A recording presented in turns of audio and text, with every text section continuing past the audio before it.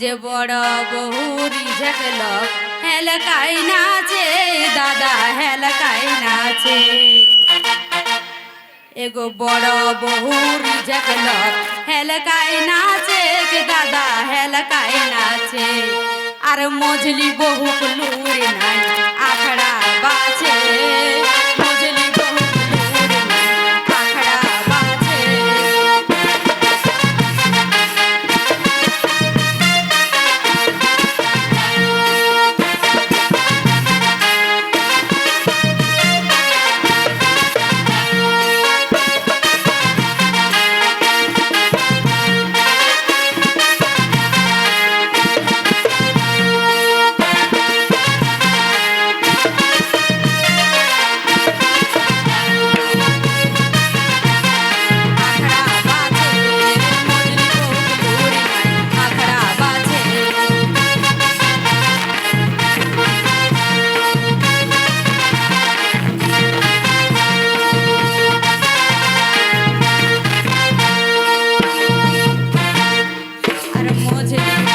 मेझली बहु तुबली मुही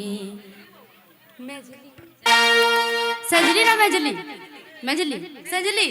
अच्छा ठीक है सजली बहु तुबली मुही अकर फूले फूल लगा दीदी फूले फूल लगा सजली बहु आया ना कि बाबा रागा या ना आया तो এটা একটা गीत है क्या है ना सजली बहु तुबली मुही अकर फूले फूल लगा मोसी फूले फूल लगा आर कौनो नहीं बुझतो नय पिता का साझाल कौनो नहीं बुझतो नय पिता का साझाल कौनो नहीं बुझतो नय पिता का साझाल कौनो नहीं बुझतो नय पिता का साझाल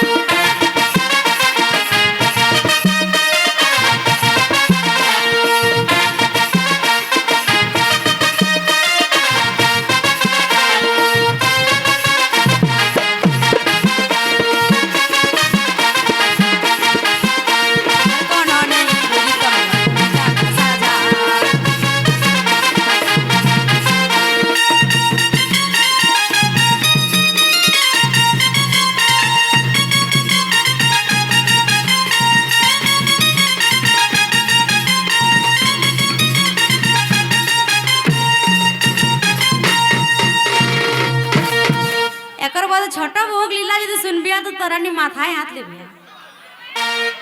किना रकम ना छोटा बहुटी एकदम शिक्षित तो लगी पढ़ल लिखल एमए पास करल আর ওই শ্বশুর গারে কিনা রকম পরিচয় দে বিয়া বেয়া পরে না শাশুড়িকে ডাকে এক মা আর শ্বশুরটাকে বাপ তা তরানি বুঝি দেখা যে যদি শাশুড়ি মা বেতে আর শ্বশুরটা বাপ তো নিজে সয়াটাকে হেতে